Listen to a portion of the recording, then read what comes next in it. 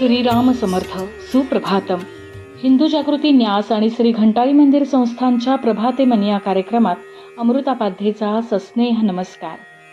श्री ब्रह्मचैतन्य महाराज गोंदवलेकर प्रवचने 16 डिसेंबर. नाम हेच परमेश्वराची भेट करून देईल. गंगेचा किंवा इतर कोणत्याही नद्यांचा उगम जर आपण पाहिला तर एक एक थेंब स्वच्छ पाणी तेथून खाली पडत असलेले आपल्याला दिसेल. पूर्व पुण्याईमुळे आयुष्यात परमार्थाचा उगमही असाच लहान पण अगदी स्वच्छ असतो. पुढे त्या स्वच्छ झऱ्याचे नदीत रूपांतर होते आणि अनेक ठिकाणांहून वाहत आल्याने तिचे पाणीही काहीसे गढूळ बनते. तसेच आपले जीवनही व्यवहारातल्या बऱ्या वाईट गोष्टींच्या सानिध्यामुळे पुढे गढूळ बनत जाते. परंतु ज्याप्रमाणे पाण्याला तुरटी लावली म्हणजे पाणी स्वच्छ होऊन सर्व गाळ तळाशी राहतो, त्याप्रमाणे कोणतेही काम करताना नाम घेतले तर त्या कर्माचे गुणदोष तळाशी बसून वर निर्मळ जीवनाचा प्रत्यय येतो. कोणीही दाढीवाला साधू येऊन सांगू लागला की परमार्थ असा आहे तसा आहे, तर तुम्ही खुशाल छातीवर हात ठेवून सांगा की नामाशिवाय परमार्थच नाही. कर्म करताना नाम घेऊन समाधानात राहणे हाच खरा परमार्थ.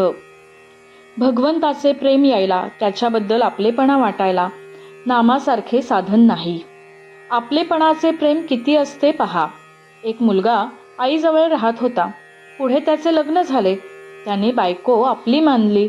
तिच्याबद्दल त्याला प्रेम उत्पन्न झाले. पुढे ती जरा कृश झाली. त्याला वाटले ही शहाणी आहे, बोलत नाही, परंतु हिला आपल्या आईचा जाचच असला पाहिजे, म्हणून तो वेगळा निघाला. आपले म्हटल्याने केवढे प्रेम उत्पन्न होते पहा.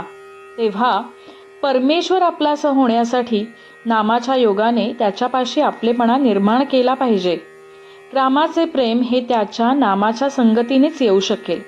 नुसते पुस्तक वाचून परमार्थ सांगणारे भेटतील, पण आचरणात आणून सांगणाऱ्या विरळाच. किती किती म्हणून प्रपंच केला तरी अपुराच पडतो.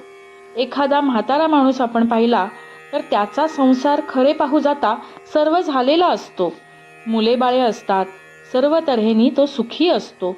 परंतु मरण समयी म्हणतो, नातवाची मुंज पाहिली असती तर बरे झाले असते. माणूस वासनेत कसा गुंतलेला असतो हे यावरून समजेल.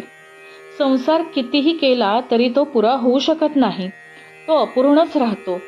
मनुष्याच्या जीवनाची तळमळ परमेश्वर प्राप्तीशिवाय शमूच शकत नाही. त्याच्या जीवाला समाधान एका परमेश्वर भेटीतच मिळू शकते आणि याकरता आयुष्याच्या सुरुवातीपासूनच नामाची कास धरा. हेच नाम मृत्यूसमयी तुम्हाला परमेश्वराची भेट करून देईल, याची पूर्ण खात्री बाळगा. अत्यंत गुह्यातले जे गुह्य आहे ते मी तुम्हाला सांगतो. नामाचे प्रेम हेच ते गुह्य होय. बोधवचन. आपण मागितलेले भगवंत पुरवू लागला तर त्याला आपल्यासाठी 24 तास राबावे लागेल आणि इतके करून आपले अपुरेच राहील.